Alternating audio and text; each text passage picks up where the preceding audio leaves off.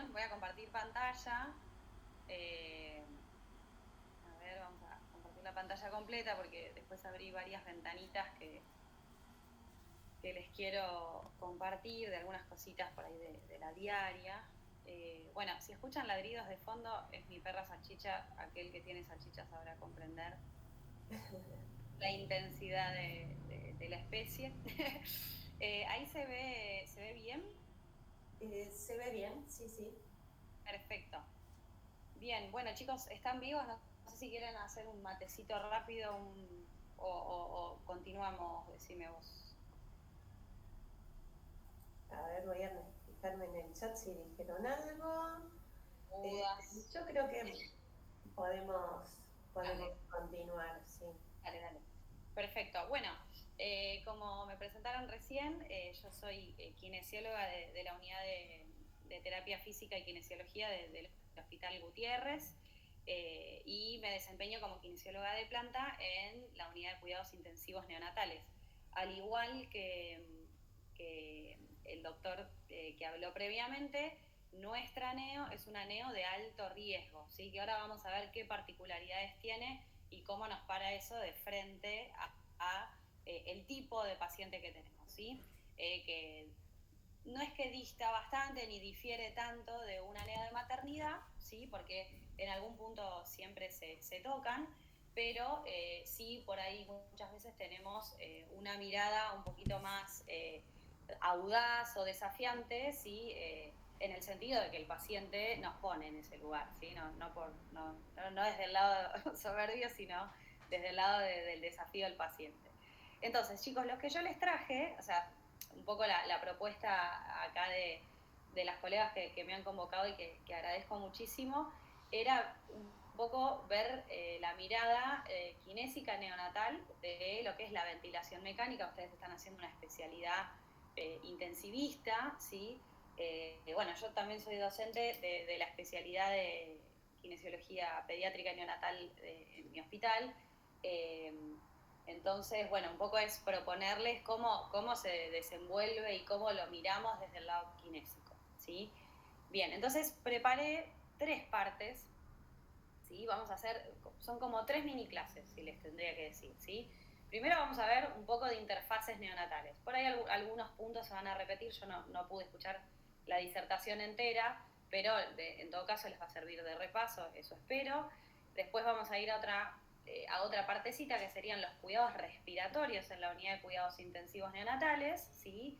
Y después alguito cortito, ¿sí? De los cuidados respiratorios en bajo, ¿sí? Que van a ver que muchas cosas se van a repetir o solapar, pero vamos a ir bien cortito y al pie, bien al grano, en lo referente a nuestras prácticas, ¿sí? Que es lo que miramos en particular. Bien, avísenme si no se pasa por micrófono porque no los veo, no estoy viendo las camaritas, pero si no se llega a pasar alguna diapositiva, por favor me avisan. Bien, vamos a continuar. Ahí va. Entonces, como les contaba, esto es lo que yo veo diariamente, ¿sí? La neo en la que yo trabajo es una UCIN de alto riesgo, donde mayormente tenemos patologías quirúrgicas, ¿sí? También en estos últimos años tenemos prematuros extremos, ¿sí? Con requerimiento, por supuesto, de ventilación mecánica y que vienen para resolver alguna patología bien típica de ese rango etario. Contamos con 7 camas de unidad de cuidados intensivos, más 2 aislamientos, que muchas veces cuando estos pacientes son menores a 1500 gramos funcionan también como quirófano, ¿sí? En esta fotito del medio yo creo que es una foto que por lo menos a nuestra neo nos identifica muchísimo. Es un paciente con una gastrosquisis, ¿sí? Con un defecto de la pared abdominal, que está en un decúbito obligado, en una servocuna abierta, vinculado a asistencia ventilatoria mecánica, ¿sí? Con un silo, ¿sí? Esas, digamos, vísceras van entrando por diferencia de presión, ¿sí? Y esta es, digamos, una imagen que nos representa muchísimo porque es un poco para lo que vienen los pacientes, ¿sí? Si yo lo tuviera que diferenciar con una neo de maternidad, por ahí vamos a tener entidades más de índole respiratoria solamente, ¿sí? Por ejemplo, una hialina, una traqueostomía transitoria del recién nacido, pacientes para después recuperación nutricional, que nosotras los tenemos, pero siempre solapado con alguna patología quirúrgica a resolver, ¿sí? Y después también tenemos, obviamente 16 camas de cuidados intermedios y por supuesto que también tenemos pacientes nacidos a término con alguna patología como puede ser menos compleja como una parálisis braquial obstétrica, ¿sí? O también muchas veces tenemos muchos síndromes genéticos, ¿sí? Con alteraciones adquiridas y congénitas de la vía aérea superior que también requieren de la alta complejidad.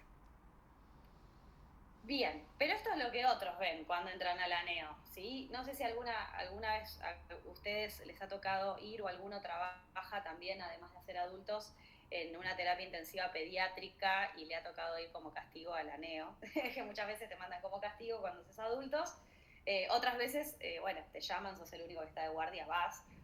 Y para mí esta imagen representa mucho a la enfermera con las incubadoras atrás, diciendo, no me toques al paciente, no lo aspires, yo ya lo vi, ya lo ve. Y medio que nos echan, porque esa es un poco, por lo menos la realidad de hace algunos años que, de aquellos que trabajamos hace un tiempito, tenemos la suerte de no tener esta dinámica, ¿no? Pero bueno, cuando no nos conocen, son pacientes lábiles, son pacientes que los mirás y se desaturan, bradicardizan. Entonces, las enfermeras, que son excelentes profesionales en la atención, son muy celosas de sus pacientes. Entonces, yo creo que siempre digo, esta es la imagen que tiene cualquiera que entra a la NEO por primera vez. Entonces, como les dije, sin más preámbulos, vamos a hablar un poquito de interfaces neonatales, ¿sí? ¿Qué es una interfaz? Básicamente, una conexión física y funcional entre dos aparatos o sistemas independientes, ¿sí? Entonces, lo que vamos a sobrevolar hoy es la intubación orotraqueal, ¿sí? Características, ¿no? Bien típicas, la ventilación no invasiva, ¿sí? Y la cánula nasal de alto flujo, que forma parte del soporte no invasivo y sobre todo en neo, ¿sí? No está tan separado como pasa en la pediatría, pero bueno, vamos a ver algunas particularidades. Respecto de la intubación endotraqueal, ¿qué vamos a tener como característica bien neonatal? Vamos a tener tubos, por supuesto, estériles, ¿sí? De diámetro uniforme. Van a ver que no son recomendados los tubos endotraqueales con balón, ¿sí? El balón está asociado directamente con las lesiones de la mucosa traqueal, ¿sí? Más allá de que la anatomía del recién nacido y del pediátrico tienen una forma más cónica, más cefálica, y esto hace como un balón fisiológico, la causa real es la lesión, ¿sí?, que produce la mucosa traqueal. Es por eso que no está recomendado el balón. También debo decir lo mismo de la cánula de traqueostomía, ¿sí? Por ejemplo, si tenemos un paciente con un síndrome genético, con una alteración de la vía aérea, que viene directamente a nuestro hospital para ser traqueostomizado, vamos a tener una cánula de traqueostomía neonatal, ¿sí? Con, digamos, no va a diferenciarse el diámetro interno respecto de una pediátrica, pero sí la longitud. Y por supuesto tampoco va a tener balón, ¿sí? En el mejor de los casos, ¿sí? Si tenemos un fabricante amigable y querible, ¿sí?, vamos a ver una línea radiopaca en el extremo, que esto nos va a permitir una correcta visualización de la altura y el posicionamiento del tubo, que ahora lo vamos a ver. Bien, ¿cómo seleccionamos el tubo endotraqueal? ¿Sí? Para cada peso se corresponde una edad gestacional. Este concepto de edad gestacional para nosotros los kinesiólogos es clave, ¿sí? Tiene que ser como un mantra repetir. ¿Qué edad gestacional tiene mi paciente? ¿Sí? Y a eso se le va a corresponder un diámetro interno en milímetros, por supuesto, ¿sí? Entonces, si yo tengo un paciente de repente recién nacido pretérmino de 30 semanas, ¿sí?, que vamos a oscilar entre estos pesos, ¿sí?, le va a corresponder un tubo endotraqueal, por supuesto sin balón, de 3 milímetros, ¿sí?, de diámetro interno de 3 milímetros. A veces, y ahora nos está pasando mucho, hay algunos fabricantes que los diámetros internos son todos iguales, pero el diámetro externo varía 1 o 2 milímetros, ¿sí? Y esto puede muchas veces hacer que los tubos se colapsen o tengan más fugas. Y esto ya es para los fanáticos que miramos los numeritos y bueno, y le hacemos el monitoreo, ¿no? Pero ténganlo en cuenta también porque uno puede asesorar en cuanto al material que se pide, ¿no? Que se licita, y está bueno tenerlo en cuenta. Bien, ¿cuánto vamos a introducir el TED? Hay muchas maneras, y yo acá se las presento, ¿sí? Una es a través de una fórmula que, si alguna vez fueron a la NEO, la conocerán, que es el peso más 6, ¿sí? Esta es la que más se utiliza. Por lo menos puedo hablar por mi NEO, pero sé que se utiliza muchísimo en otras NEOs también, en una secuencia de intubación rápida, hasta incluso en una programada. Dice la bibliografía que es como la más excesiva, por ahí es la que más, por ahí se nos puede ir selectivo el tubo, pero la realidad es que es la que más se usa en todo el grupo médico, médicos, enfermeros y kinesiólogos. ¿Sí? Después podemos calcularlo también cuánto lo introducimos según la medida que hay entre el tabique y el tragus, y a eso le sumamos 1, también nos puede dar la altura al labio, por peso, que la verdad que es muy despreciable, y la bibliografía dice que de acuerdo a la edad gestacional de mi paciente, también yo puedo predecir a qué altura debería ir el tubo, ¿sí? Esto tiene un valor más predictivo y eficaz. La realidad es que nosotros esta tablita no la utilizamos, ¿sí? Pero es recomendada. Creo que en el italiano usan bastante esta, si no me equivoco. Entonces, bueno, para que sepan, esta tiene un valor más predictivo y más eficaz. Pero el peso del paciente más 6 va bien, ¿sí? Bien, ¿cuál es el posicionamiento adecuado? Bueno, en el neonato, la carina se encuentra a la altura de T3, T5, ¿sí? Entre 3 y T5, y el posicionamiento recomendado es a nivel de T1, T2, ¿sí? Acá pueden ver en la primera imagen, ¿sí? Este sería el posicionamiento recomendado, ¿sí? Acá ya tenemos un tubo muchísimo más introducido y casi selectivo, y podemos ver, por supuesto, el pulmón izquierdo totalmente velado, ¿sí? Entonces, por supuesto, siempre que hacemos una secuencia de intubación, se solicita la placa posterior para corroborar que el tubo esté en un posicionamiento correcto, ¿sí? Ahora después vamos a hablar un poquito de las características de la radiografía, pero esto es de acuerdo solo al posicionamiento. Muy bien. ¿Cómo fijamos el tubo? Bueno, la fijación tiene como objetivo minimizar la tracción, ¿sí? Y lograr o garantizar una fijación segura, ¿sí? Tenemos dos tipos, tenemos la cinta en H que vemos acá abajo, y tenemos este pequeño dispositivo que pueden ver arriba, lo pueden ver abajo, y acá yo les traje un videito para mostrar esto con un paciente, donde las enfermeras estaban cambiando la fijación del tubo, llamado Neobar, ¿sí? En algunos fabricantes, ahora Electromedic está haciendo unos que se llaman Neotech, es lo mismo. El Neobar es digamos, el pionero, ¿sí? En este tipo de fijaciones, que básicamente es como una herradura, ¿ven? ¿Sí? Una herradura, tiene un elemento acá a ambos costados que es de hidrocoloides, y eso se le da calor previamente para que pegue en el paciente. Ven que tiene la forma del pabellón auricular, ¿sí? Esto es por talle. Cada cajita viene con una cinta en centímetros, ¿sí? Yo tengo que medir desde la comisura hasta el pabellón auricular. Eso me va a dar un color, es decir, me va a dar el talle del neobar que mi paciente necesita, ¿sí? Mira, les voy a mostrar acá, por ejemplo, en este video. Bueno, no le saqué la Panchi. Bueno, ahí ya empezó. Ya empezó la... ¿Ven? Ahí. No, vas muy atrás. A ver. Ahí no tiene que pegarse. Ahí está. ¿Ven que no tiene que pegar? No tiene que pegarse contra el auricular, ¿sí? Ahí está el tubo. Ahí se fija. Vení acá. Te estoy dando una clase.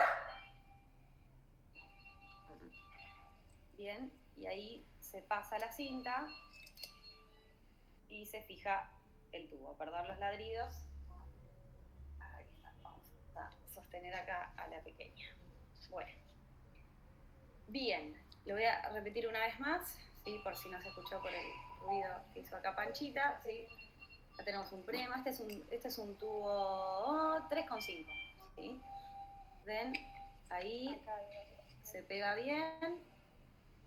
Esta tiene múltiples ventajas, este tipo de fijación, ¿sí? Porque este tipo de fijación también lo que garantiza es evitar la retracción del orbicular del labio, que para nosotros que no solamente trabajamos en la parte respiratoria, sino en la transición a la vía oral y en la estimulación orolinguofacial, es muy importante a la hora de tener una buena técnica de succión, el tema de la retracción del orbicular de los labios, ¿sí?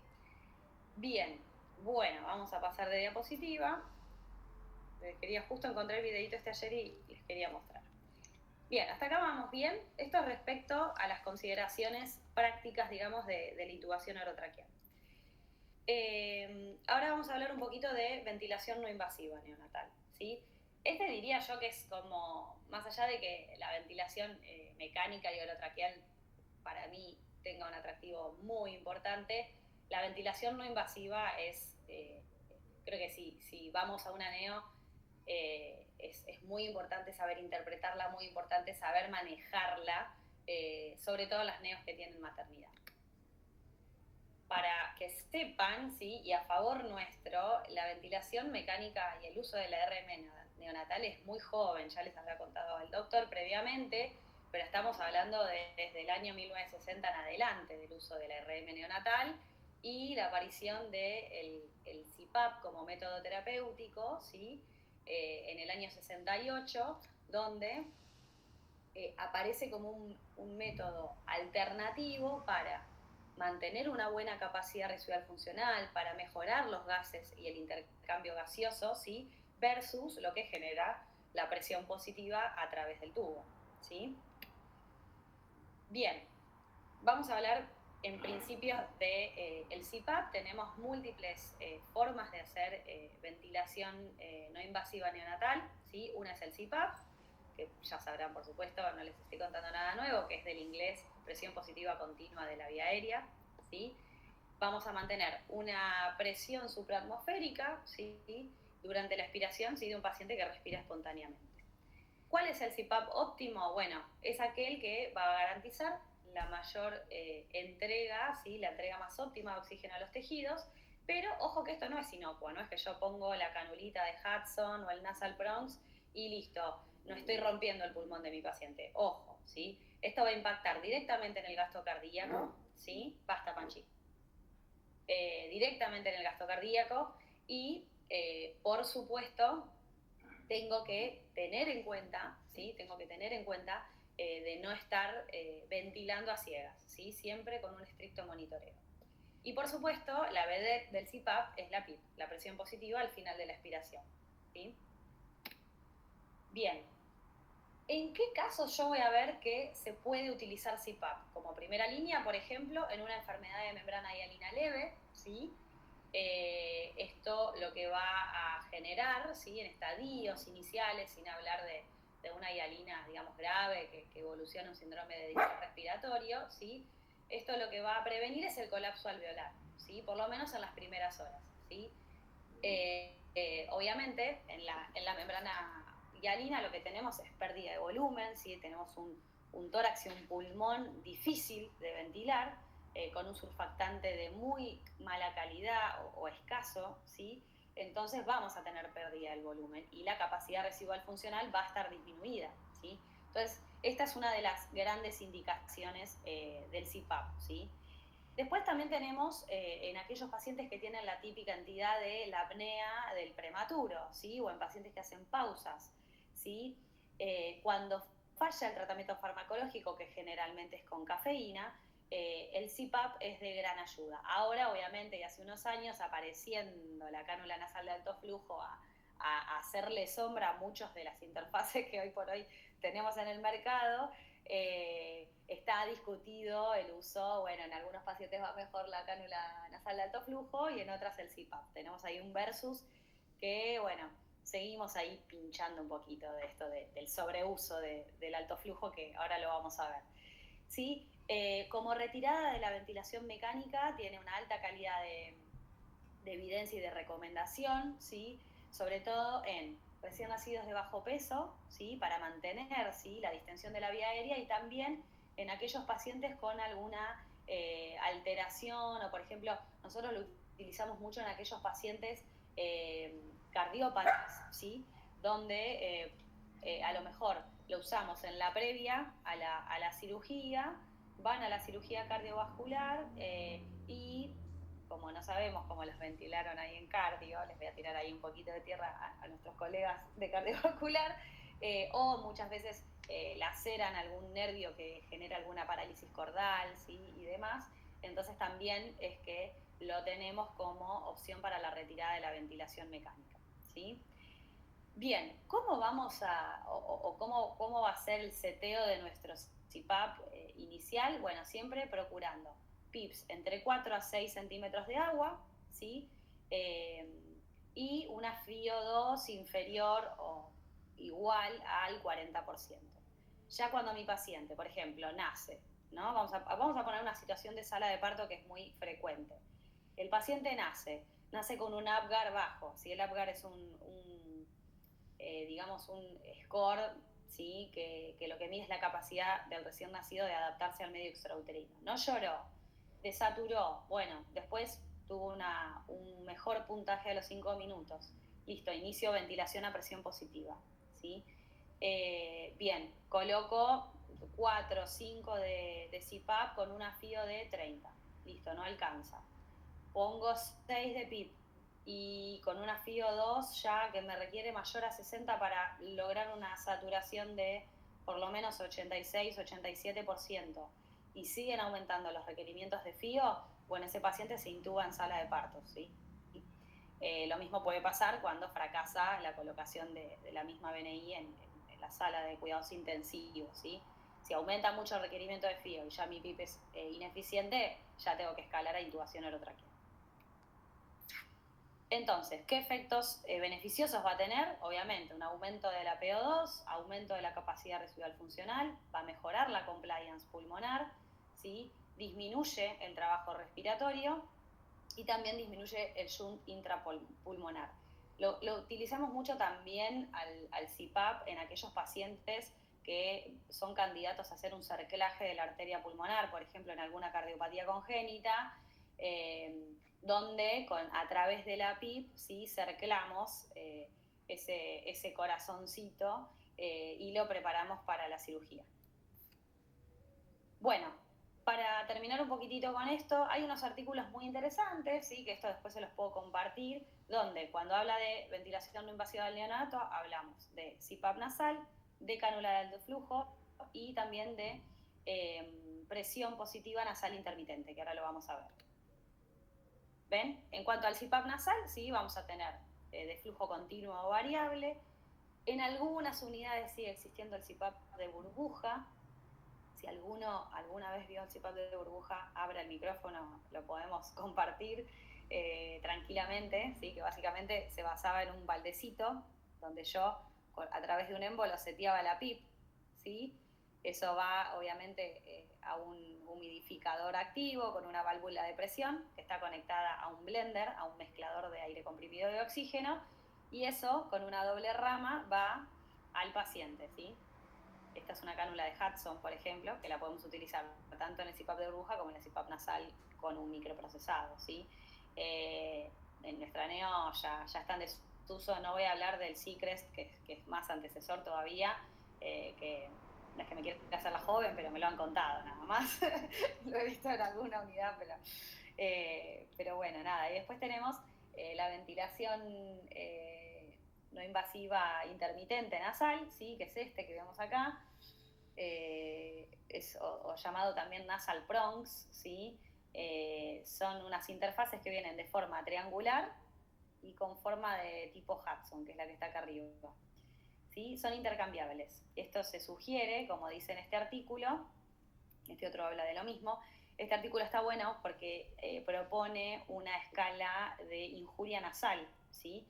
Seguramente alguna vez si maniobraron un CPAP nasal con un neonato, está muy latente y debemos prevenir las lesiones o las injurias por apoyo, ¿sí? Entonces lo que mide esto o lo que valora esto es el tipo de nariz, el septum nasal, ven, por ejemplo, si está rojo e irritable, por ejemplo, el puente nasal, ¿sí? Si hay ausencia de tejido, si está rojo, lo mismo. Entonces eso nos da un puntaje y esta revisión en particular propone, ¿sí?, un control de apoyos y un cambio de interfase, ¿sí?, entre la triangular y la Hudson cada 6 horas, ¿sí? Entonces nosotros, por suerte, yo lo sugerí en un pase y lo pudimos incorporar con enfermería, entonces con los cambios de turno vamos cambiando las interfaces, ¿sí? Obviamente que también nos ayudamos del Duoderm y de algunos otros, stickers que vienen ahora muy mononos. Antes lo teníamos que cortar todo, ahora vienen algunos muy lindos. Bueno, en el mejor de los casos a veces tenemos eso, ¿sí? Para prevenir, pero siempre chequear, ¿sí? Yo ya levantando la interfase tengo que mirar la nariz y tengo que ver cómo está, porque también de eso va a depender el confort del paciente con la ventilación. Y ahora bien, ¿cuándo desvinculo? Esto para terminar con la BNI, ¿cuándo desvinculo a un paciente con soporte nasal no invasivo? ¿Sí?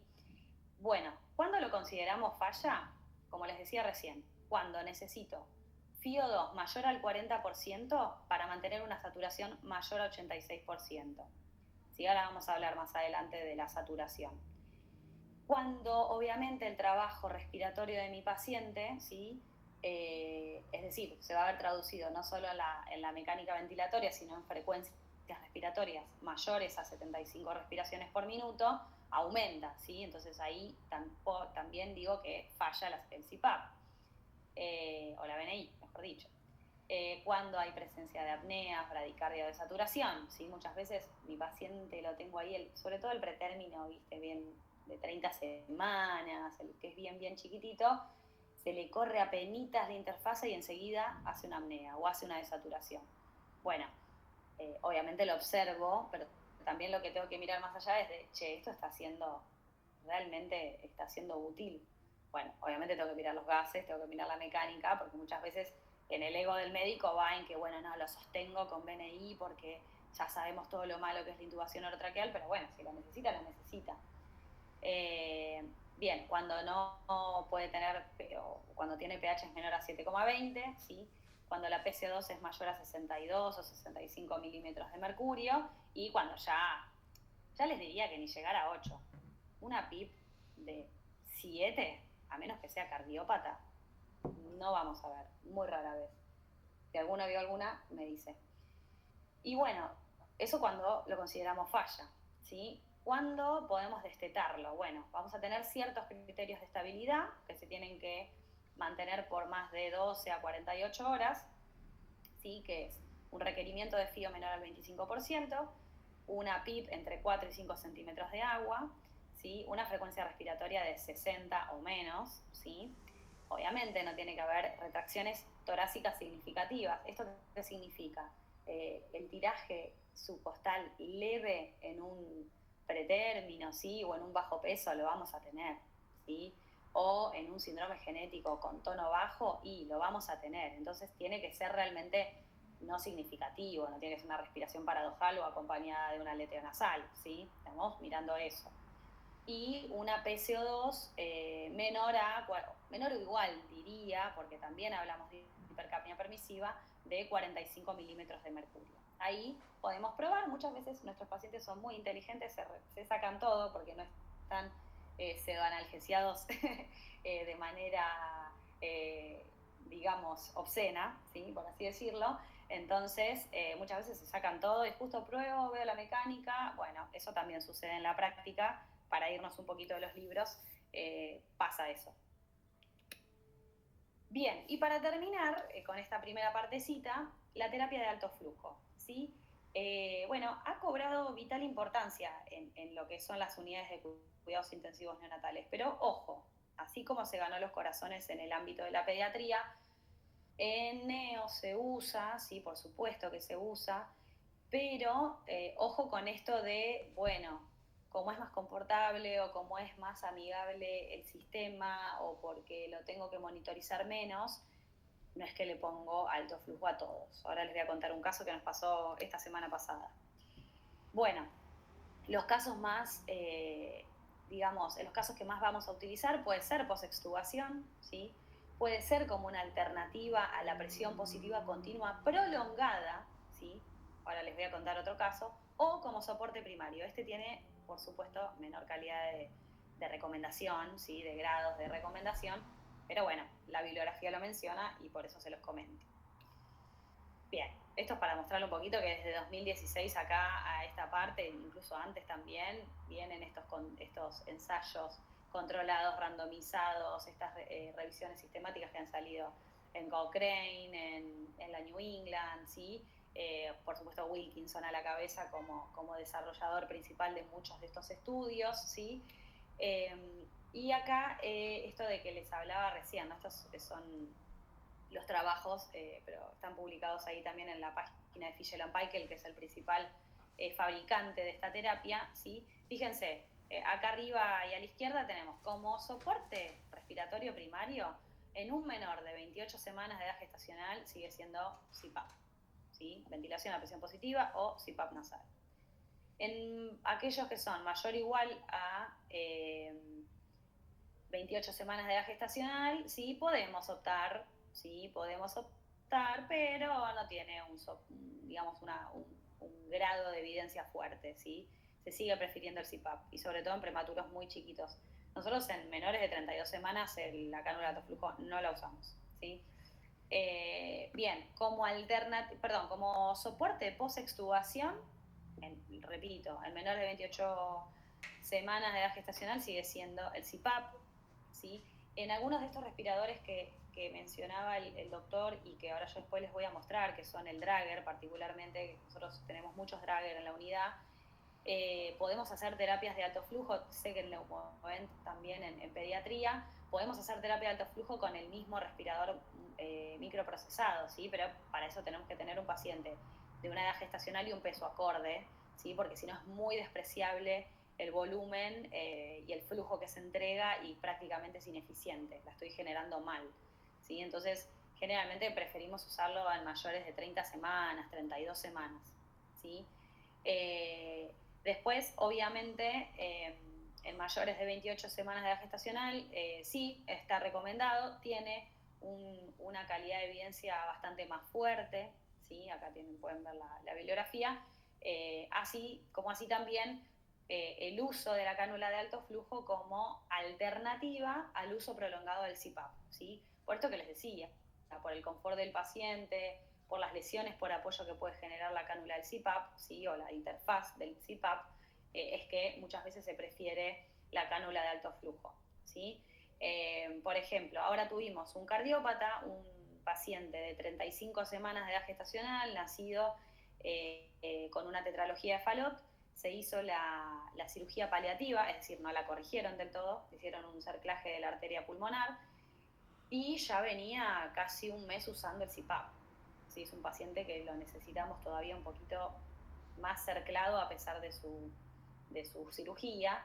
Y como alternativa del uso prolongado del CPAP, lo pasamos a cánula nasal de alto flujo. Por supuesto, con 21% de fío, ¿sí? Pero en el recién nacido, como son de bajo peso, genera esta PIP intrínseca que en pediatría es bastante más despreciable, pero en neo se hace un poquitito más fuerte, ¿sí? Y la verdad es que el paciente mejoró muchísimo el confort, porque era un paciente que estaba súper irritable todo el tiempo llorando, se sacaba la máscara, se lesionaba, no nos permitía avanzar con la oralidad y la parte refleja. Entonces, la verdad que ahí fue una indicación atinada, ¿sí? Por supuesto sigue con el soporte, pero ahí les puedo mencionar tranquilamente un caso que nos pasó hace poco. Para aquellos pacientes menores a 3 kilos, el fabricante del Airvo 2, que es este dispositivo que está acá de turbina y de mezcla de gases, dice que lo mejor es hacer la mezcla de gases con el blender, con el humidificador activo y la válvula de presión y obviamente el circuito y la cánula OptiFlow, que es la del fabricante, ¿sí? Esta es la Fischel and Paykel. Después acá abajo, chiquitito, tenemos el Vapotherm, que no sé si alguno de ustedes ha usado, es otro generador de alto flujo, la verdad que las cánulas son mucho más rígidas, lo tuvimos nosotros en consignación para probarlo y así como entró se fue, pero bueno, nosotros manejamos el Airbo 2, ¿sí? O el blender y de esta manera un poquito más casera. No menciono la mezcla de gases ENI casera, porque esa es mala palabra, con justas razones, ¿sí? Porque ahí ya, más allá de que haya tablitas y demás, ya en el neonato es manejarlo muy a ciegas, ¿sí? Y por más de que parezca inocua, es muy importante el uso correcto de la cánula nasal de alto flujo. Algo que les quería mencionar de esto, tuvimos otro paciente que nació con un cuadro de asfixia perinatal, ¿sí? Por un parto prolongado y vivía ahí un parto muy flojo de papeles por parte de los obstetras. Bueno, el paciente nace en contexto de asfixia perinatal, en una acidemia muy grave, ¿sí? El paciente vino ventilado, bueno, se logra estabilizar, qué sé yo, lo tenemos que extubar y lo extuban a cánula nasal de alto flujo. Bueno, para darle un apoyo, porque va a estar más confortable, qué sé yo, pero cuando vamos a ver los gases tenía 25 milímetros de mercurio de PCO2, eso es muy bajo. Y ahora más adelante vamos a ver cómo impacta, ¿sí? Los niveles tanto muy bajos como muy altos de PCO2 en el cerebro del neonato. ¿Sí? Entonces siempre hay que mirar los gases, ¿sí? Ya con un gas venoso nos va a orientar. OJ, porque la BNI siempre tiene que ir de la mano con la clínica y con los gases, por lo menos venosos, ¿sí? Para razonar, ¿sí? Cómo está ese bicarbonato, cómo está ese pH y cómo está la PCO2, ¿sí? Bien. Y por último, otros escenarios, ¿sí? Vieron que mencionaba como soporte primario. Esto es un neopaf, ¿sí? Esto es como si fuera un ambú, pero muchísimo más específico. Esto se usa en sala de partos o en situaciones de traslado. Nosotros no tenemos maternidad, entonces tenemos las incubadoras de transporte con los neopaf incorporados, ¿sí? Esto tiene una rama, ¿sí? Tenemos la máscara.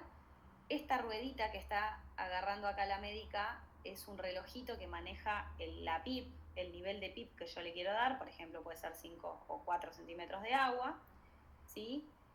Esta es una válvula de seguridad que vendría a ser como la válvula de Popov, perdón, esta es la válvula de seguridad, y con esta lo que voy a setear, ¿sí? Es la presión inspiratoria pico con la que yo quiero bolsear o recuperar a mi paciente, ¿sí? Entonces, haciendo con mi dedo intermitencias en el agujerito que está acá en la ranura, ¿sí? Voy bolseando al paciente con una PIP conocida, con una presión inspiratoria pico conocida, y esto va conectado a un mezclador de gas donde voy a manejar la FiO2, ¿sí? Entonces, tanto para recuperar al paciente en sala de partos como para trasladar a un paciente que está, no sé, a una resonancia, que está vinculado a ventilación mecánica, es una forma segura, ¿sí? Y de soportar a mi paciente y que no claudique y no ventilarlo a ciegas, ¿sí? Muy bien, ¿siguen ahí? ¿Estamos bien? Sí, sí. Perfecto. Fui muy rápido, ¿me quieren hacer alguna pregunta? No, solo hay un comentario en el chat que dice que en el italiano lo super usan el cipapa burbuja. Ah, lo usan, perfecto. Yo hice el cosufire, ¿hay alguien del italiano por ahí? Sí, Gabriela Muñoz. Ah, Gaby, mucho gusto. Yo hice el cosufire neonatal hace unos años y tuve la oportunidad de ir a dar una vueltita ahí por la neo y en la parte presencial. Y tenés razón, lo usan todavía. Yo trabajé también mucho tiempo en el Anchorena y también lo teníamos y lo aprendí a usar ahí. Nosotros ahora ya en la neo del hospital la verdad es que no lo usamos el microprocesado. Sí. Pero sí, el CPAP de burbuja está bueno y es muy de las neos que tienen maternidad, ¿sí? Por eso también es que lo ven más en el italiano o en algún sanatorio privado donde tienen, por supuesto, salas de maternidad, ¿sí? O para dejar liberado el uso de otros respiradores. Tal cual, cuando escasean los recursos materiales como alternativa, tal cual, también se utiliza. Sí, nosotros tenemos una jefa en la neonatología que está atrás de todas las licitaciones, es súper fanática de los respiradores. Tenemos los Maquet y después también tenemos los Drager. Y realmente, bueno, esa es nuestra realidad, ¿sí? A pesar de ser hospital público, en ese sentido, tenemos, por suerte, una buena cantidad de respis. Algunos tienen módulo de BNI, algunos Maquet tienen módulo de BNI y algunos que tenemos no lo tienen. Eso también siempre fíjense, ¿sí? Porque a la hora de calibrar un respirador y demás, son cositas que van retrasando los procedimientos, entonces siempre fíjense que tengan los módulos de BNI cargados en los equipos, ¿sí? Pero sí, el CPAP de burbuja es muy amigable también y se coloca fácil y es de fácil, digamos, es amigable a la hora de colocarlo. Bien, bueno, vamos. Perdón, no, quizá lo que más control tenemos que tener es que burbujee, porque muchas veces uno se relaja y deja de burbujear y demás, eso es como el mayor control. Después te quería hacer una consulta. Nosotros, por ejemplo, rotamos de CPAP a CAFO en, por ejemplo, pacientes, no sé, la otra vez había uno de los chiquitos que estaba como muy sobredistendido. Sí. Entonces, en ese caso lo pasamos a CAFO. ¿Tiene utilidad? ¿Sirve? No se usa.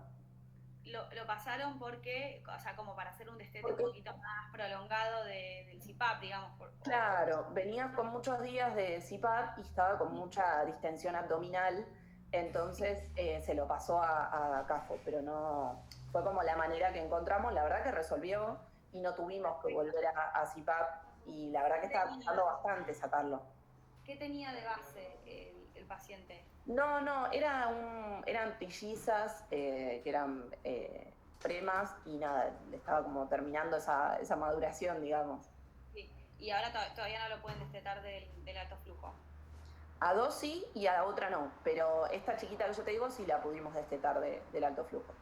Sí, a veces nosotros también, ahora en particular tenemos un caso muy similar, también de una prematurita extrema, donde nos está costando sacarlo del CPAP y con esta controversia que hay con la cánula de alto flujo, bueno, la jefa no lo quería pasar a alto flujo. Pero la realidad es que, a ver, si el paciente lo requiere, le da más confort y podemos hacer un pasito más hacia la retirada total del soporte no invasivo, me parece que aplica. Como siempre digo, y como acabo de decir con el caso que les conté, siempre chequeando gases, chequeando que no haga apneas, porque muchas veces el alto flujo es ineficiente y si son prematuros van a registrar más episodios de apnea, ¿sí? Sabiendo que esa PIP que le damos con el alto flujo es variable, ¿sí? Distinto del microprocesado que yo la puedo setear. Pero sí, por supuesto que hay grises en el medio. Uno trata de transmitir lo que dice la bibliografía combinado con la práctica, pero por supuesto que no es todo tan lineal y está perfecto. Bueno, a nosotros nos pasó con este cardiópata y esta chiquita que te cuento, también tuvimos que hacer el paso por la cánula nasal de alto flujo. Y bueno, cuando lo requiere y está bien que así sea, digamos. Pero nunca olvidarse de esto, de monitorizar. Yo pongo algo, tengo que monitorear. Curvas, clínica, que el sistema esté funcionando eficientemente, ¿sí? Lo mismo con la humidificación activa, no olvidarnos de que la carcasa esté llena de agua, así que muchas veces la encontramos seca, ¿sí? Bueno, ahora todo eso lo vamos a ver, ¿sí? Bien, ¿cómo venimos? ¿Bien? Vamos a... Bien, perfecto. Bueno, vamos a ir ahora a lo que son a los cuidados respiratorios, ¿sí? Un poco siguiendo la línea de lo que veníamos viendo, un poco les quería hablar en general, porque la verdad que es verdad que Neo es muy extenso, la verdad, no a todo el mundo le gusta, es cansador, pero bueno, nada, tiene muchas particularidades, ¿sí? Bien, bueno, vamos a hablar un poquito de los cuidados respiratorios generales, ¿sí? De este tipo de pacientes. Siempre que hablamos de un paciente, ya sea pretérmino o recién nacido, tenemos que hablar de los momentos de transición, ¿sí? A la vida extrauterina, ya sea de la parte cardiovascular, de la parte respiratoria, ¿sí?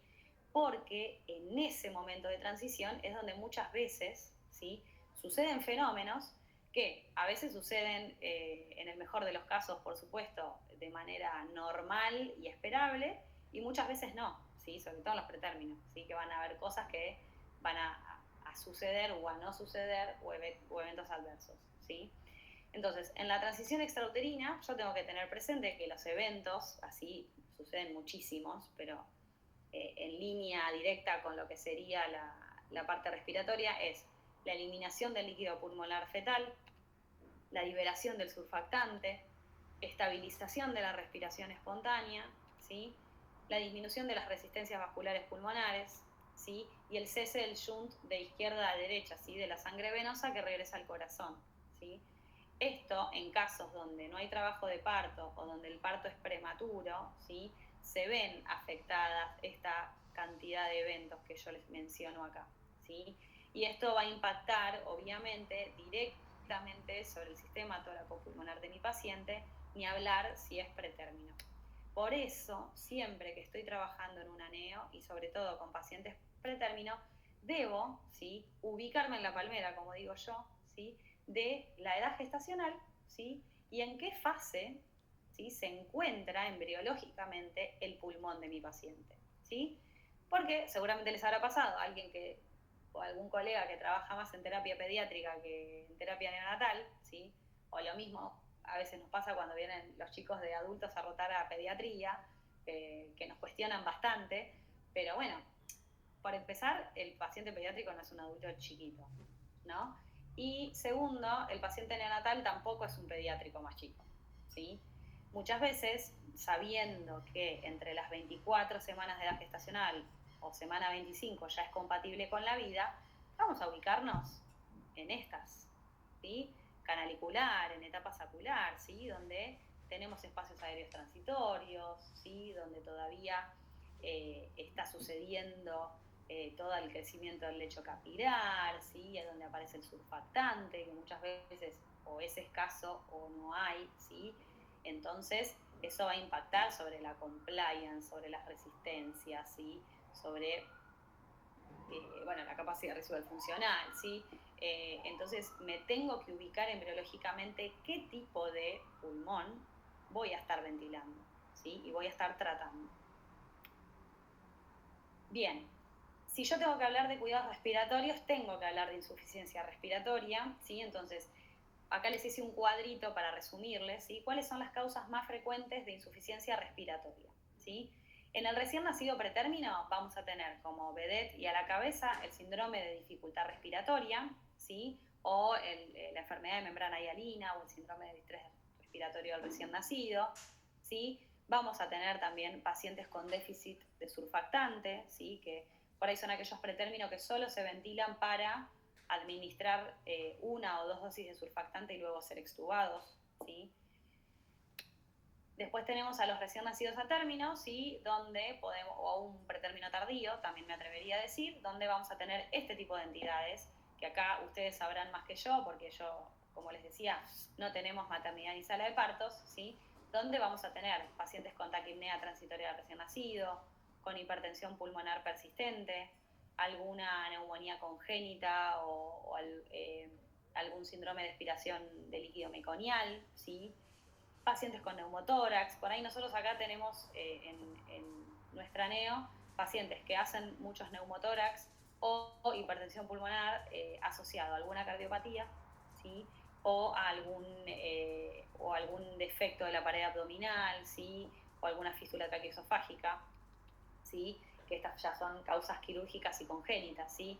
Hernias diafragmáticas hemos tenido, pero las muy graves, ¿sí?, con grados de hipoplasia pulmonar muy, muy graves, ¿sí? Y sino también, por supuesto, malformación de la vía aérea, síndrome genético, síndrome de Pierre-Robin, ¿sí?, donde la falla es mecánica y alta, ¿no? Fístulas traqueosofágicas, ¿sí?, y sobre todo la tipo 3, que es la que tiene la fístula traqueosofágica inferior, que asociado a la atresia esofágica, ¿sí? Entonces, ahí tenemos distintas causas de insuficiencia respiratoria. Si soy kinesióloga y estoy trabajando en un aneo o kinesiólogo, no puedo dejar de hablar de las teorías que sustentan la intervención nuestra, en particular en las unidades de cuidados intensivos neonatales. ¿Esto qué quiere decir y a qué voy con esto? Ya en el viejo y hace tiempo, la doctora Als comenzó a hablar de la teoría de organización sinactiva del desarrollo del comportamiento del recién nacido pretérmino, ¿sí? Organiza a este comportamiento en distintos subsistemas, ¿sí? Donde habla de que el sistema nervioso autónomo es el que comanda las respuestas y la expresión del recién nacido pretérmino, ¿sí? Vamos a tener, por supuesto, inmaduros los sistemas de la termoalgesia, ¿sí? El óseo, el cardiovascular, el respiratorio, ¿sí? Pero el sistema nervioso autónomo es el que se va a expresar ante cualquier noxa o ante cualquier intervención de la práctica clínica que hagamos sobre el paciente, ¿sí? Bien, y después, otra cosa que no puedo dejar de nombrar es el cuidado centrado en la familia, donde la familia tiene un rol activo en el tratamiento, ya sea respiratorio, ya sea en la parte de neurodesarrollo. Yo siempre digo esto, y esto me hago cargo yo porque es lo que pienso o lo que me atrevo a pensar, es que yo no puedo hacer respiratorio en la neo sin pensar en el neurodesarrollo, ¿sí? No puedo hacer estimulación orofacial sin pensar en el neurodesarrollo. Tampoco puedo hacer estimulación orofacial sin pensar en la parte respiratoria, ¿sí? O sea, todo está estrechamente relacionado y no hace falta ser terapeuta en neurodesarrollo para tenerlo presente, ¿sí? Entonces, con este cuadrito lo que quiero decir es que siempre es importante, están estrechamente relacionadas nuestras prácticas kinésicas que incluyen estos pilares, ¿sí? Y que debemos situarnos también en la edad gestacional, no solo por la embriología del pulmón, sino también por la embriología a nivel cerebral, ¿sí? Porque si yo voy a ver un paciente que está ventilado, tiene 30 semanas de edad gestacional, tengo que saber que el cerebro de ese paciente, o se lo llevo a más chico, 26 semanas, con hemorragia intracraneal, ¿sí? Que tiene estructuras transitorias que sangran y que son susceptibles a los cambios de volemia, por ejemplo, la aspiración es una de esas, ¿sí? que va a generar cambios en la volemia a nivel central, ¿sí? Lo mismo, la sacada de gases también.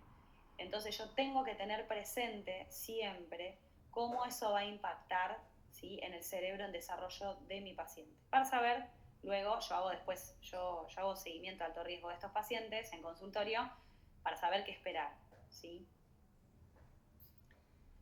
Y acá es donde cobra vital importancia el monitoreo no invasivo del recién nacido, ¿sí? Hay un consenso, que es este que les muestro acá, ¿sí? Que es el de la Sociedad Argentina de Pediatría, donde resume en esta primera parte 5 parámetros vitales, ¿sí?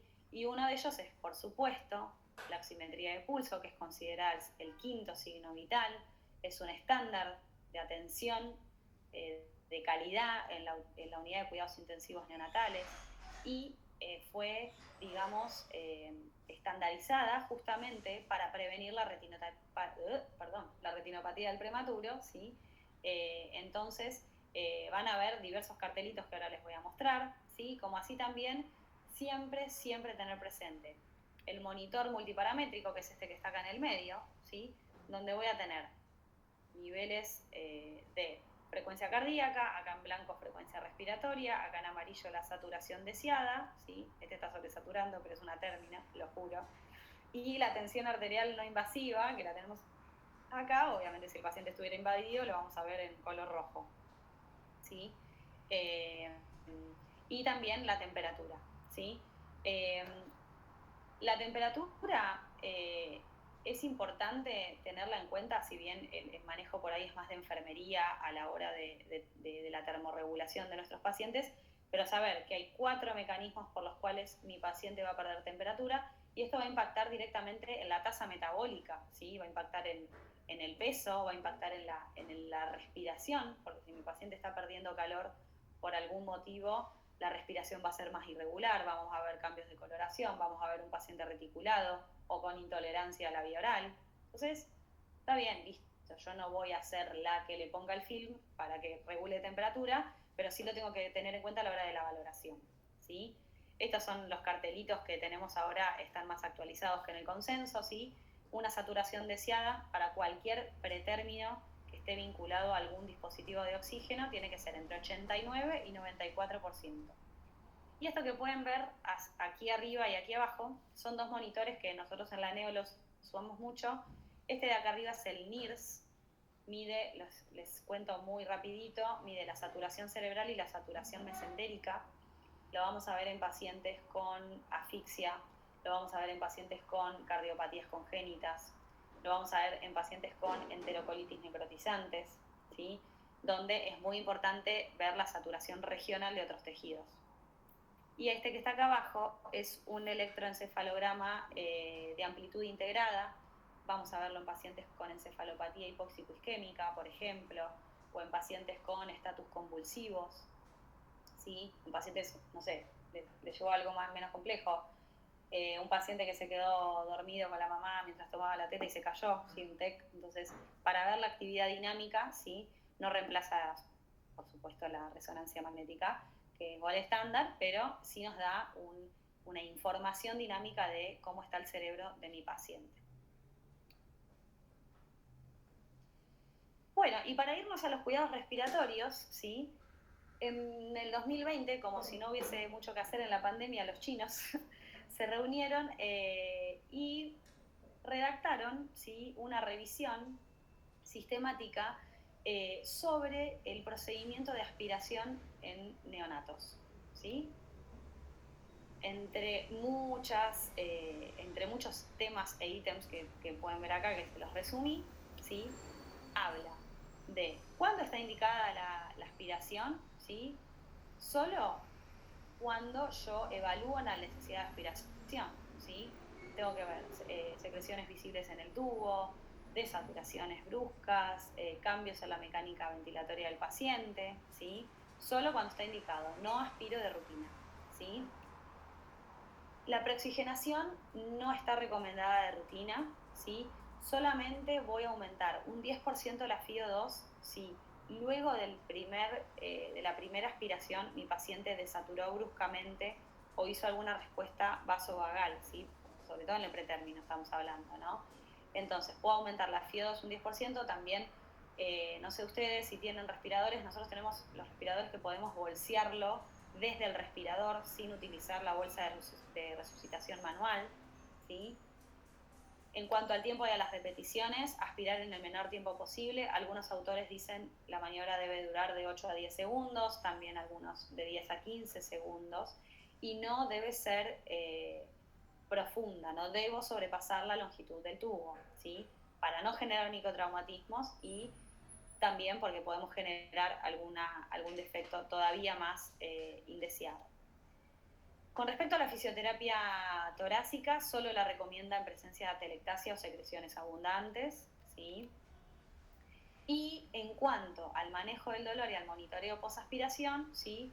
Vieron acá es la importancia de realizar cuidados posturales, ¿sí? Como medida no farmacológica, y el control estricto de signos vitales y de la ventilación, ¿sí? Entonces, el monitoreo, el cuidado a través del control postural, ¿sí? Sobre todo teniendo en cuenta que el pretérmino sensa todo como dolor, es muy importante cuando terminamos nuestra interconsulta respiratoria. Este es un trabajito que publicaron en el 2015, es bastante viejito, pero bueno, hablaba de los efectos fisiológicos de la fisioterapia respiratoria, más precisamente de la vibromovilización en los pacientes pretérminos, ¿sí? Como conclusión, decían que demostró ser segura en pacientes pretérmino, que la aspiración de secreciones modificó, obviamente, algunos parámetros del monitoreo, pero sin efectos adversos, pero que solo está, digamos, que se avala, digamos, la realización de la fisioterapia respiratoria cuando esta es indicada, ¿sí? Como limitaciones de este trabajo, no pudieron hacer un control o seguimiento a través de radiografías o de gases en sangre, de cómo impactaba la fisioterapia respiratoria en esto, digamos. tampoco un monitoreo sanguíneo cerebral, ¿sí? En cuanto a esto que les contaba de las hemorragias intracraneales o si tiene algún efecto en la volemia cerebral, ¿sí? Tampoco, bueno, y aclara que la preoxigenación, la instilación y el bolseo no fueron aplicadas en ningún paciente. Estas 3 cosas son, me atrevería a decir mala palabra, la instilación solo si las secreciones son viscosas, si no, no está recomendada de rutina porque muchas veces cae muy mal. Entonces, como les decía, ¿cómo hago además o cómo complemento el seguimiento respiratorio y el monitoreo respiratorio de estos pacientes? ¿Sí? Mediante la radiografía, mediante los gases en sangre, controlando la humidificación, también controlando los sensores de flujo. El médico hablaba muy bien de las ventajas del sensor de flujo, pero también tengo que chequear que esté bien calibrado, y esto lo podemos hacer nosotros, y por supuesto de la mecánica ventilatoria, ¿sí? Acá hay algunos videitos de los respiradores que tenemos en la unidad, ¿sí? Es un paciente que está obviamente ventilado, está en asistido controlado con volumen objetivo, con volumen de garantía, ¿sí? Y estas son las curvas que se ven en el respirador, en el Drager, y todos los parámetros que yo voy a querer ver, ¿sí? De mi paciente cuando está ventilado, ¿sí? No es que lo pongo en ese modo y chau, me voy, no. Seteo manualmente todos los parámetros que yo quiero ver para ver si lo estoy ventilando correctamente, ¿sí? En Neo se usa mucho el índice de oxigenación, usamos PAFI, ¿sí? Teniendo como punto de corte 10, 12, ¿sí? En la medida que el índice de oxigenación es mayor a estos valores, estoy con un paciente con una hipoxemia grave, ¿sí? En cuanto a los gases en sangre, nos manejamos con este concepto de hipercapnia permisiva, y ahora vamos a hablar un poquito de eso. Otro parámetro que es muy lindo, que yo no lo tenía muy en cuenta, y cuando hice el curso de ventilación neonatal lo nombran mucho, y la verdad que ahora en la práctica lo usamos bastante, que es el C20/C, ¿sí? Que se basa en la medición de la presión al final de la inspiración y la presión final de la expiración, ¿sí? O sea, de la PIP, ¿sí? Para identificar la distensibilidad pulmonar. Entonces eso me da un valor, si es mayor o igual a 1, o sea, si es mayor a 1, ese pulmón está sobredistendido. Si es igual a 1, está con una ventilación óptima, y si es menor a 1, podemos estar tendientes al colapso. Entonces también es un parámetro bueno para saber si estoy ventilando bien a mi paciente. Por supuesto, la resistencia y la compliance y el BT, ¿sí? Esto que está acá arriba es el sensor de flujo neonatal. Este es el de alambre caliente, el de algunos respiradores. También el Macket tiene uno que es un poquito más plástico y tiene otro cablecito, pero bueno, también cambia la calidad, pero la función y el objetivo es el mismo. Bien. Pasar la diapositiva. Acá tengo también para mostrarles, esta es otra ventana que nos da la posibilidad del Drager, ven, de ver la actividad espontánea y mandatoria, ¿sí? Cuando esta se pone en rojo, está marcando que la resistencia está aumentada, ¿sí?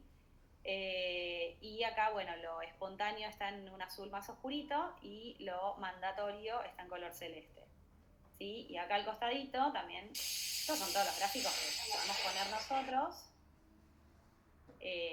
donde ahí tenemos una curva, les busqué una curva linda para quedar bien, no les voy a negar. El paciente está en asistido controlado con volumen de garantía, ¿sí? En este caso. ¿Sí? Entonces ahí lo que yo estoy tratando de ver es saber qué curva tiene, qué C20/C tiene, ¿sí? Si le está llegando ese volumen objetivo, qué presión pico maneja.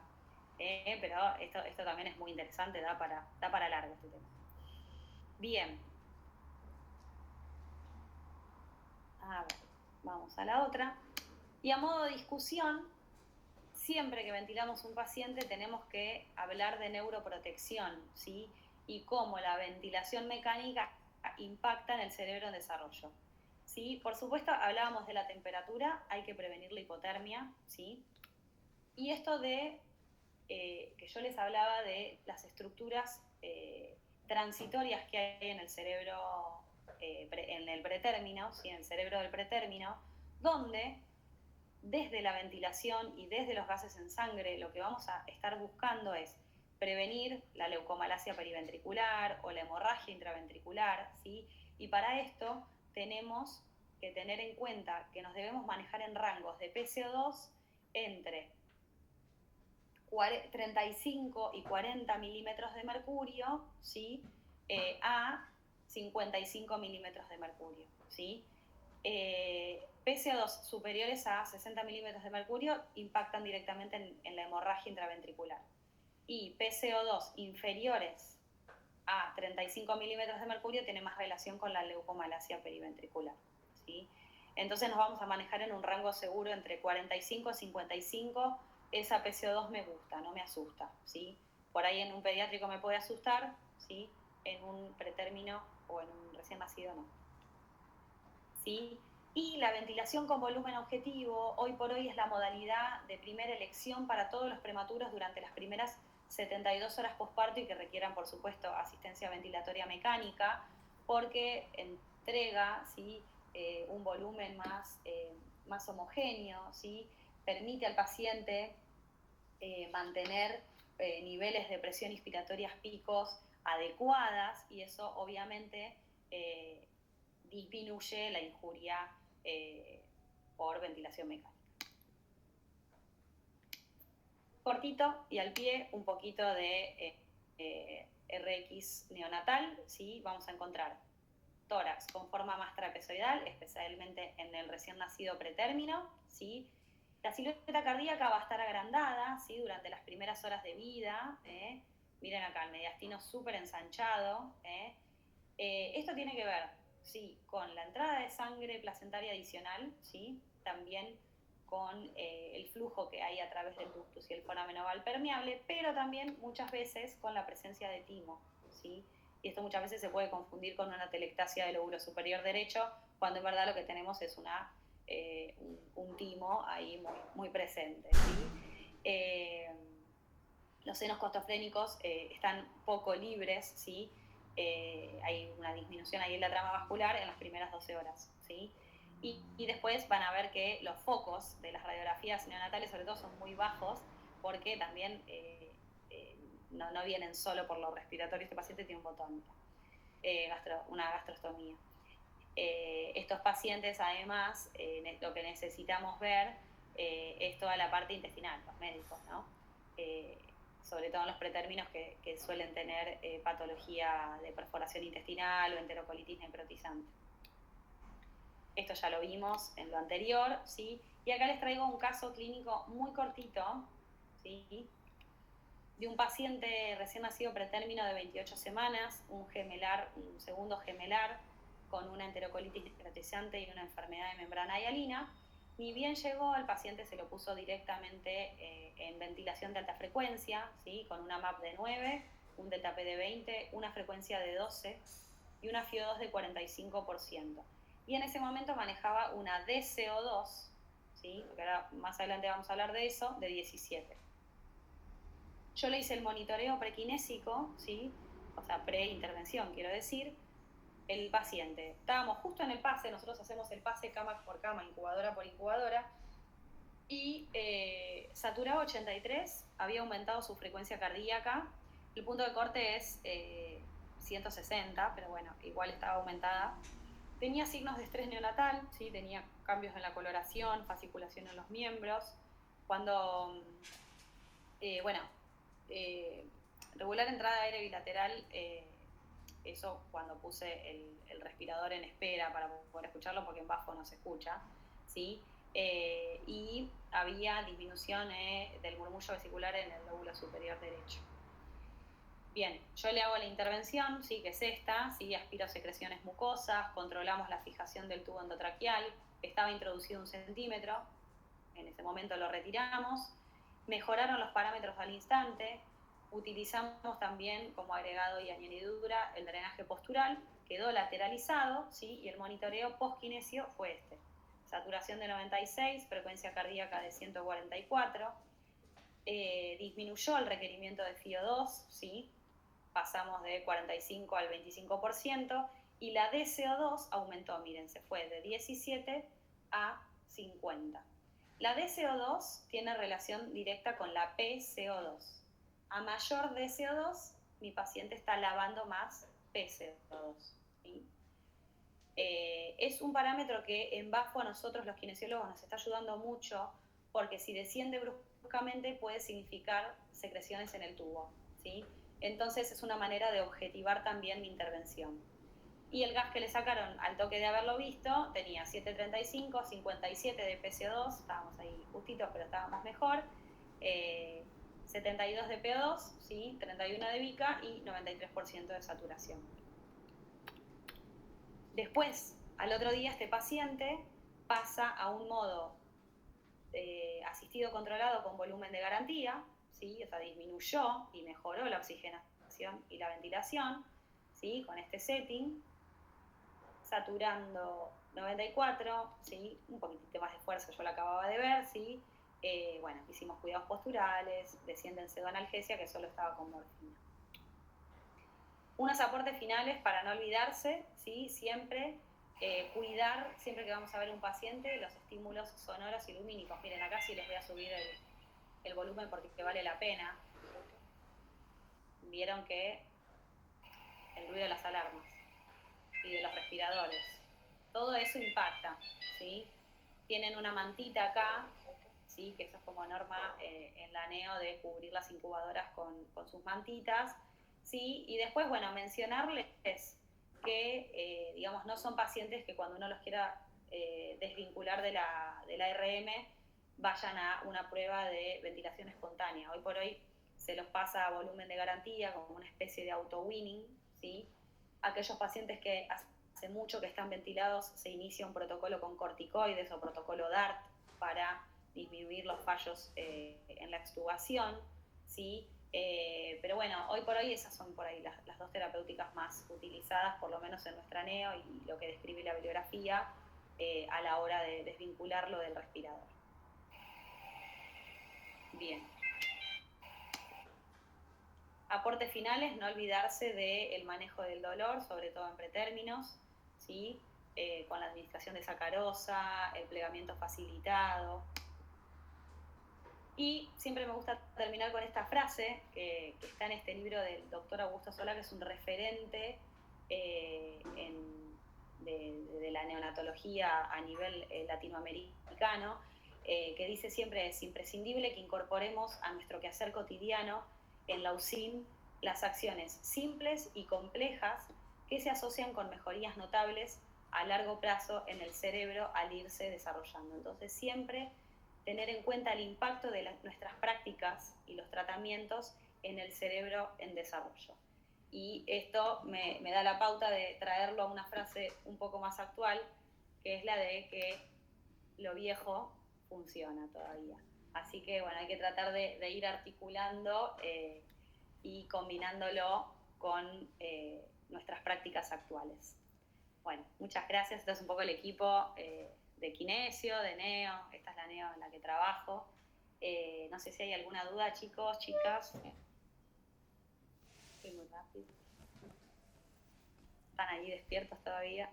Excelente. A ver, abran sus cámaras, así nos puede ver que no estuvo sola. Por favor.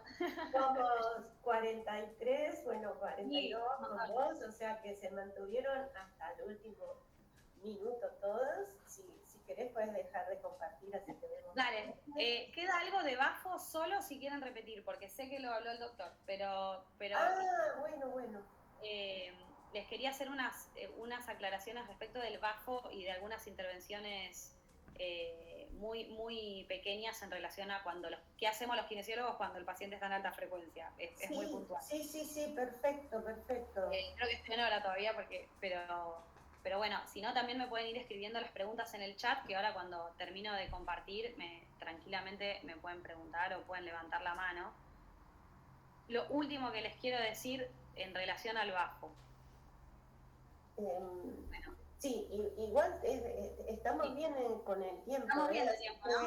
Es muy importante este aporte y viene completamente relacionado, así que les puedo proponer 3 minutitos porque como estoy embarazada, la gordita me está empujando y tengo que ir al baño. Así que si quieren 3 segunditos, así, Sí, así puedo. Obvio, no tranquila. Sí, cómo no. ¿Sí? Ahí vengo, 2 segundos. Sí, sí. Bueno, de paso yo voy comentando porque me parece sumamente concreto, bien kinesiólogo, ¿no? Bien concreto y práctico, creo que estos son los puntos clave de nuestro trabajo. Tienen fundamento y tienen presencia en el trabajo en la unidad de NEO, así que creo que en este módulo todas estas clases van sumando y después ya pasamos a todo el módulo de pediatría.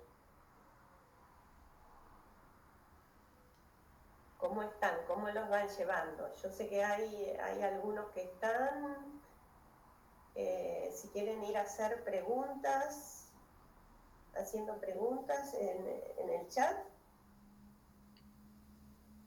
Sí, yo no tengo, acá volví, yo no tengo problema. Ahí volvió Emilia, muy bien. ¿De cuántas semanas estás, Emilia? Ya estoy entrando a la semana 25. Ah, muy bien. Sí. Nosotros ya nos hablamos en semanas, ¿viste? La gente cuando hablas en semanas te mira raro, pero... Claro, sí. Nosotros vamos paso a paso. Yo las ecografías, ¿viste? Las miro ahí puntual, soy insoportable, pero bueno, no puedo evitar. Bueno, chicos, si siguen ahí vivos, esto es muy cortito, porque la clase, digamos, es más de actualización, ¿sí? Y vamos a ir bien al grano. Bueno, ya muy bien explicó que por suerte pude agarrar la última parte de su clase el doctor. Pero bueno, ¿qué hacemos nosotros en relación al bafo? Tenemos 2 opciones, salir corriendo, que es la que a veces opta la mayoría, porque generalmente tenemos un pretérmino súper lábil, o alguna término que se complicó muchísimo desde su oxigenación y su ventilación, y sí, lo toco, no lo toco, bueno. Entonces, un poco la idea es entender la bafo, no vamos a ahondar, ya saben que es un método ventilatorio alternativo y estratégico, que maneja frecuencias suprafisiológicas, que va a estar especialmente comandado por la presión media de la vía aérea, y esto es un concepto que atraviesa a todos los modos ventilatorios, ¿sí? Pero en especial al bafo, que vamos a estar hablando de este concepto de la DCO2, ¿sí? Y obviamente vamos a estar viendo estas curvitas, que no sé si creo que el doctor, no, lo apliqué y se me fue para otro lado. Que el doctor les había mostrado, sí, que son estas, ¿no? Que funcionan a frecuencias suprafisiológicas. ¿Cuándo vamos a utilizar bafo? Sí, generalmente, obviamente, en presencia de insuficiencia respiratoria neonatal, ¿sí? Por ejemplo, en una hialina, en un síndrome de distrés respiratorio. En escape aéreo, nosotros tenemos muchos pacientes que posquirúrgicos, que hacen neumotórax, entonces también el escape aéreo es otra de las indicaciones por las cuales vamos a ingresar al paciente a bafo, ¿sí? Después otras, hernias diafragmáticas congénitas graves, hipertensión pulmonar, ¿sí? La DBP la puse ahí, pero está bastante discutido su uso en la displasia broncopulmonar, la verdad. Bien, los parámetros iniciales, solamente título. Frecuencia, que acuérdense que es en Hertz. 1 Hertz equivale a 60 respiraciones por minuto y va a ir en relación al peso o a la edad, como bien explicó el doctor, ¿sí? La FiO2 va a ser la misma que la que está en ventilación mecánica convencional, ¿sí? Después la delta P, el BT que lo vamos a ir mirando, pero siempre tratamos de manejar entre 1 a 2,5 mililitros kilo, y la presión media de la vía aérea o la MAP, que como bien dijo el doctor, vamos a ir aumentando 1 o 2 centímetros de agua, ¿sí? Hasta que nuestra ventilación sea óptima. Ahora bien, vamos a hablar de 2 estrategias puntuales, y esto que habló el médico, ¿sí? ¿Cómo pienso yo la ventilación y la oxigenación? Si yo tengo un paciente con una hipoxemia grave o con problemas de oxigenación, Los parámetros que voy a ir a modificar son la MAP y la FIO2, ¿sí? Por supuesto que no está recomendada la ventilación con bolsa de resucitación manual. No la queremos cuando están en convencional, menos la vamos a querer en bajo. Es despreciable igualar esa oscilación, ¿sí? Entonces, si yo quiero inferir sobre la oxigenación de mi paciente, tengo que tocar MAP, tengo que tocar FIO2 y tengo que mirar el monitor y el paciente. El monitor del RESPI y el monitor multiparamétrico, porque el bafo muchas veces genera inestabilidad hemodinámica y no todos los pacientes se lo bancan, ¿sí? Ahora, si yo tengo un paciente con problemas, digamos, vinculados más a la ventilación, ¿sí? Yo tengo un gas y el gas me llegó con 70 de PCO2, ponele, o 68 de PCO2, para ser un poco más benevolentes. Entonces, la eliminación de la CO2 va a estar relacionada más con el VT-HF, que sería en alta frecuencia, que con la frecuencia respiratoria del paciente. ¿Esto qué significa? Esto es lo que sucede en convencional. Yo tengo una PCO2 aumentada, ¿qué hago? Aumento la frecuencia respiratoria del respirador para que la CO2, ¿sí? Hago eso generalmente. Bueno, en el bafo se hace al revés. Y esto grábenselo, tatúenselo, lo que quieran. Tengo que aumentar el área bajo la curva en bafo. ¿Esto qué significa?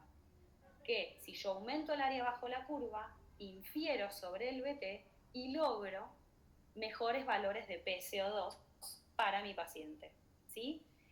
¿Cómo puedo aumentar el área bajo la curva e inferir sobre el VT-HF? O aumentando el delta P, ¿sí? Que sería mayor amplitud, o también bajando los hertz, ¿sí? Que a diferencia del convencional, yo no le aumento la frecuencia, sino que la bajo. Acá lo podemos ver bien gráficamente. Si yo aumento la delta P, esto me va a cambiar la altura de la curva. Voy a estar aumentando el área bajo la curva a nivel alto, digamos, a nivel altura, y eso va a hacer que el VT-HF sea mayor. ¿Sí? Cuando la disminuyo, por supuesto, disminuyo el VT. Pero si yo también quiero inferir sobre los hertz, ¿sí? Disminuyendo la frecuencia respiratoria, también estoy aumentando el área bajo la curva, por lo tanto, también impacto sobre el VT-HF, por lo tanto, lavo más CO2, ¿sí? Esto tiene que quedar súper claro, ¿sí? Acá lo hice en un cuadrito para que quede, ¿sí? Si quiero manejar oxigenación es MAP y FIO, si quiero manejar ventilación es frecuencia y es delta P, ¿sí? Esto es muy importante porque funciona estrictamente al revés, ¿sí? Y es muy interesante y es muy lindo. El bafo, y acá le voy a robar la frase a la jefa de la NEO, es muy artesanal y es hermoso ver cómo voy cambiando los parámetros, cómo veo el respi, cómo cambia la clínica del paciente. La verdad que es muy lindo de ver. ¿Sí? Y acá les traje el gráfico de cómo se vería, por ejemplo, en un dragger, ¿sí? Ven, acá tengo frecuencias respiratorias altas, volúmenes de VT-HF pequeños. Frecuencias respiratorias bajas en Hertz, aumento el VT-HF. Esta es la vista desde el respirador. Entonces, ¿qué tengo que hacer cuando tengo un paciente en bafo como kinesiólogo? Primero, conocer los antecedentes, la edad gestacional, el motivo por el cual ingresó la bafo, que recuerden que puede ser por aumento de parámetros o por escape aéreo, y la situación hemodinámica, ¿sí? Cómo está su tensión arterial media, cómo está su cardíaca, ¿sí? Observar si tengo tubos de drenaje, si tengo vías, cómo es la calidad de las vibraciones, y esto el kinesiólogo lo tiene que mirar, ¿sí? El doctor muy bien decía, es hasta el tercio medio del abdomen en pacientes pequeños, si son un poquito más grandes, hasta la raíz del muslo también. Y chequear, por supuesto, el monitor multiparamétrico, las tubuladuras, parámetros del ventilador y la humidificación siempre. Respecto de la aspiración, no está recomendada en las primeras 12 o 24 horas, las primeras, salvo que mi paciente tenga una atelectasia. Por ejemplo, ahora tuvimos un recién nacido con antecedente de prematurez, ¿sí? De edad corregida de unas 45 semanas, ¿sí? Que ingresó por una bronquiolitis, pusimos CAFO, no resultó, pusimos CPAP, no resultó, el paciente en menos de 24 horas claudicó, pero de una manera estrepitosa, sacamos una muestra por catéter protegido y rescatamos una influenza, tenía una telectasia del lóbulo superior, bueno, sus gases eran realmente muy feos, así que escalamos a BAFO. Por supuesto, cuando lo ventilan y lo ponemos en BAFO, las secreciones eran visibles por el tubo, la placa tenía la telectasia, entonces, bueno, antes de las 12 horas lo aspiramos, sí, por supuesto. Entonces, ¿cuándo está indicada la aspiración en BAFO? Cuando disminuye la vibración del tórax, cuando hay disminución del BTHF o de la DCO2, ¿sí? Y cuando hay secreciones visibles en el tubo endotraqueal, ¿sí? Otra indicación de aspiración, esto ya sería una toma de muestra por catéter protegido, que nosotros lo que hacemos es una toma de muestra que es la técnica del lavado broncoalveolar, ¿sí? Del VAL, pero a ciegas. Y obviamente tenemos el protocolo escrito de cómo es este procedimiento. Los virológicos con los pacientes intubados los sacamos o aspirado nasofaringio, y si son de tubo, los sacamos con muestra de VAL protegido, para no contaminar con la flora del tubo. Las herramientas más fiables para controlar y cuidar a mi paciente en BAFO es la radiografía, también lo decía el doctor. La auscultación lo tengo que poner en modo pausa, si no lo único que voy a escuchar son las vibraciones. El monitoreo de la oxigenación, siempre con el índice de oxigenación, ¿sí? El posicionamiento los tenemos que rotar cada 4 o 6 horas, ¿sí? Y el uso de contenedores físicos. ¿Y cómo es el winning? Bueno, podemos ir descendiendo mapifío, ¿sí? O colocarlo al paciente en volumen de garantía con BAFO, ¿sí? Ahí el winning es automático. Este paciente que les estoy contando, que era el que les quería mostrar, es este, ¿sí? Que, bueno, les dije, ingresó a BAFO, rescata una influenza, estuvo ahí justito con su ventilación, logramos optimizarla, pero lo pasamos a un modo asistido controlado con volumen de garantía y lo debatimos en el pase, ¿sí? Lo extubamos selectivamente directamente aire ambiente, ¿sí? Este caso yo había sugerido el uso del CPAP por una cuestión de que la intubación fue muy dificultosa. No les miento, chicos, cambiaron 5 tubos. Yo dije, el diámetro interno del tubo iba disminuyendo a la medida que intentaban. Fue muy difícil ventilarlo, pero bueno, se la bancó, ¿sí? Obviamente le pasaron Dexa previa, ¿sí? Y bueno, nada, tuvo un final feliz, ahora está aire ambiente desde ayer. Y después este caso que no fue tan feliz, que era una 26 semanas de edad gestacional, con una enterocolitis necrotizante. Miren, acá tiene en la placa una atelectasia del lóbulo superior derecho, acá tiene el clipcito de la operación del ductus, ¿sí? Y en este caso, esta paciente ingresó a BAFO por hipertensión pulmonar persistente. Para hacerla corta, fue aumentando los niveles de MAP, miren, 15 de MAP, 12 de frecuencia respiratoria, 30 de delta P, 95% de FIO para saturar 80-88, ¿sí? En estos casos, el óxido nítrico puede ser una opción, pasa que en los prematuros no tiene diferencias significativas en cuanto a la mejoría con el óxido nítrico inhalado, ¿sí? En prematuros, en chicos más de término sí. La hipoxemia era gravísima, teníamos un índice de oxigenación mayor a 12, por supuesto que fracasó en las primeras horas con el óxido nítrico, ¿sí? Y lo que pasaba con esta paciente es que cada vez que evaluábamos la necesidad de aspiración, la teníamos que aspirar y descendía bruscamente la saturación, la paciente se ponía incordiosa, irritable, costaba mucho. Entonces fue algo que generó una controversia y un debate dentro del PASE, por lo cual se decidió hacer un protocolo de intervención mínima, ¿sí? Es decir, solo ver y decidir en ese momento, cuando vemos a la paciente, qué es lo mejor para la paciente en ese momento. A veces en neo, me atrevería a decir muchas veces en neo, es mejor no hacer que hacer, pero no hacer por miedo a que el paciente desature, sino por todo lo que yo le voy a generar, ¿sí?, en detrimento con un simple procedimiento como puede ser el de la aspiración o un cambio de posicionamiento.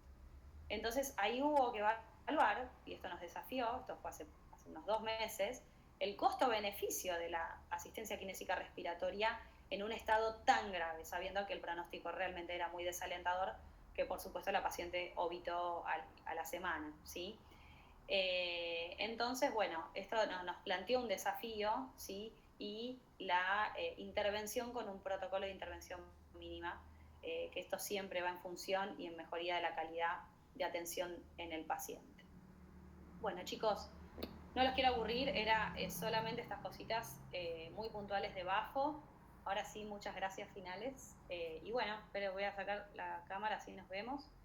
Esos son los respiradores que tenemos, bueno, un poco ya se los mostré. Acá estamos.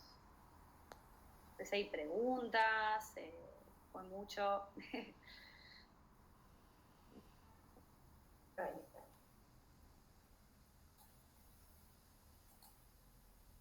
A ver si hay preguntas. Ahora es mucho, no los voy a juzgar si no preguntan porque es mucha info.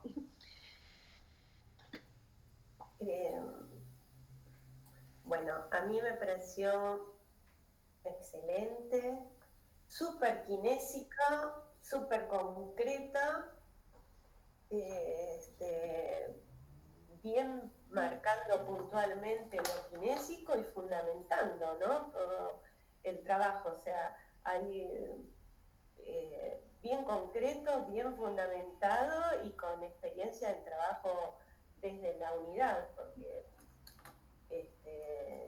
eso habla la facilidad de poder resumir tan puntualmente tantos temas y ir al grano, digamos, que ir a todas nuestras competencias kinésicas.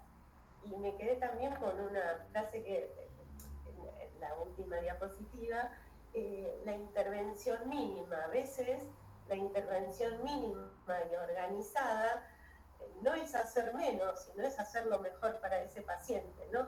Que nos organicemos todos para hacer lo necesario, porque a veces por querer participar o hacer de más, empeoran las situaciones. Entonces, bueno, organizarnos para hacer las cosas juntos con enfermería y la intervención, la necesaria. Así que me parece bastante hasta la última exposición. Bueno, me alegro mucho que les haya gustado. Ahí en el chat, no sé si hay alguna pregunta, sí, les voy a pasar la bibliografía.